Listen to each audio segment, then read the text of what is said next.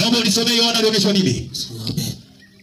Ufunuo wa Yohana sura 21 na ule mstari wa 8. Sawa. Neno la Mungu linasema, Linasemaje? Bali waoga na wasioamini na wachukizao na uaji na wazinzi na wachawi na hao waabuduo sanamu na waongo wote sehemu yao ni katika lile ziwa liwakalo moto.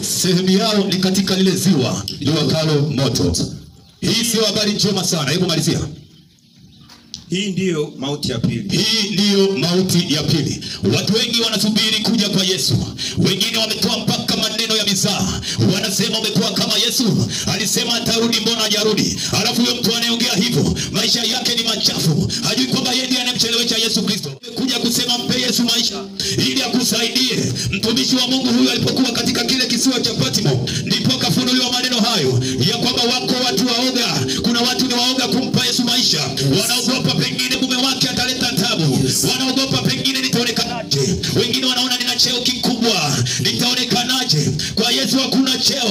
Kwa Yesu hakuna dini. Kwa Yesu hakuna mume atanionaje. Kwa hakuna mke atanionaje. Wala siku hapa kuchonganisha ndoa za watu. Lakini nataka niseme ukweli. Maana nilimwambia Mungu, wakati wa kuhubiri neno lako popote nahitaji kusema ukweli wa neno lako. Sikia unayesikia pengine uko nyumbani, pengine uko sehemu mbalimbali. Nataka nikwambie hukumu ya moto inakuja. Inakuja kwa namna gani? Wacha leo nikupashe ukweli. Wewe si unasubiri Yesu atarudi lini? Lakini nataka nikwambie, kama unajua siku ya kufa kwako, pengine ungelitubu mapema. Maana iko hukumu ya kwanza. Biblia inasema baada ya kifo ni hukumu. Maana unapokufa iko hali fulani inaendelea mbele yako. Lakini wewe unampa Yesu muda. Wakati Yesu anakutafuta leo, wacha kiburi. Uoga wote hawataingia mbinguni. Wacha kuogopa dini yako. Wacha kuogopa mume. Wacha kuogopa mazingira. Mimi niko hapa kuleta habari njema. Hebu angalia, leo unaogopa kumpa Yesu, lakini magonjwa yanakutesa. Leo unaogopa kuja kwa Yesu, lakini ndugu wamekuacha. Leo unaogopa kuja kwa Yesu, lakini familia ina amani. Leo unaogopa kuja kwa Yesu, lakini kila ifikapo siku madeni unapigiwa simu kila kukicha na namna ya kulipa huna. Nataka nikwambie mtu wa Mungu, liko jambo Mungu leo anataka kufanya mbele yako. Liko jambo ambalo Mungu anataka kutenda mbele yako. Wacha uoga, chukua hatua. Chukua hatua, njoo kwa Yesu ili atengeneze maisha yako. Lakini mtumishi wa Mungu akasema kwa habari ya wazinzi, na wazinzi wote hawataingia mbinguni. Watu wengi wanachua uzinzi tu ni kulala na mwanamke. Lakini nataka nikwambie ukweli, unaposikia uzinzi, kwanza ni upendo unaotoka sehemu fulani kwenda mtu mwingine. Ndipo Mungu akatengeneza mazingira, akasema wazinzi wote. Maana yake ukiacha kulala na mwanamke, nataka nikwambie uzinzi ni kutoa upendo wako, kupeleka upendo kwa mtu mwingine na mtu mzinzi. Maana wewe umetoa upendo moyoni ukapeleka sehemu nyingine. Watu leo wameacha mke wake wa ujana akaenda kupeleka kwa mke mwingine. Wewe ni mzinzi, sehemu yako ni kwenye ziwa la moto.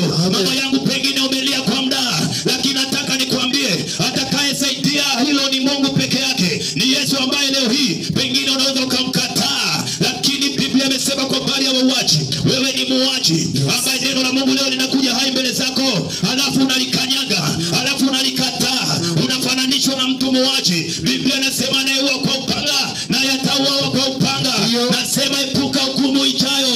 Hukumu inakuja, watu watalia na kusaga meno. Ndio maana leo nimeleta habari njema. Hayo maisha unayoyapitia, wako watu wanatembelea hukumu wakiwa hai. Maisha yao hayana furaha. Kama maombi umefanyiwa sana, kama kwenye dini zako umeenda sana, lakini hauoni badiliko. Nataka nikwambie mpango wa shetani juu ya leo, kitu gani anachokifanya ili mtu wa Mungu chukue hatua.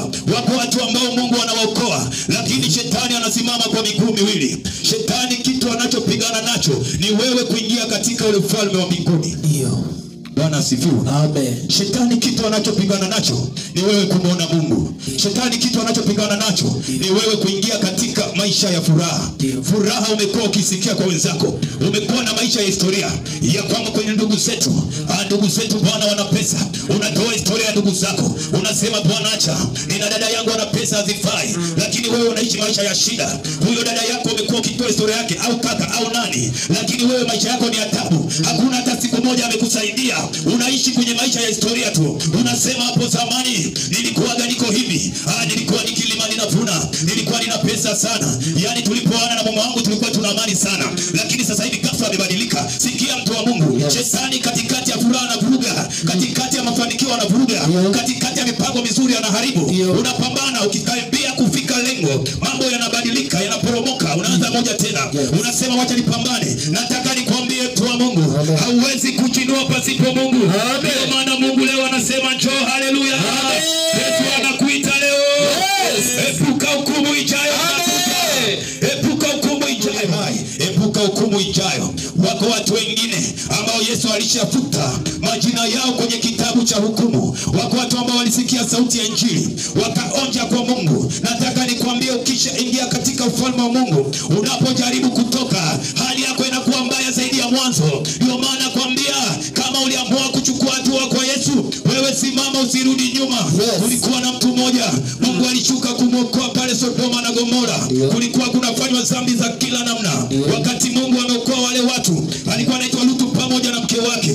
Hata wewe pengine Mungu alikuokoa, ukatazama mambo ya nyuma, ukarudi nyuma, ukachana na Yesu. Nasema unageuka kwa nguzo ya chumvi, unakuwa na moyo mgumu. Hata Injili ikija kwako, unaona ni kama wimbo. Lakini Yesu leo anasema, waongo wote, wazinzi wote, kumetajwa vitu vingi, sehemu yao ni kwenye ziwa la moto.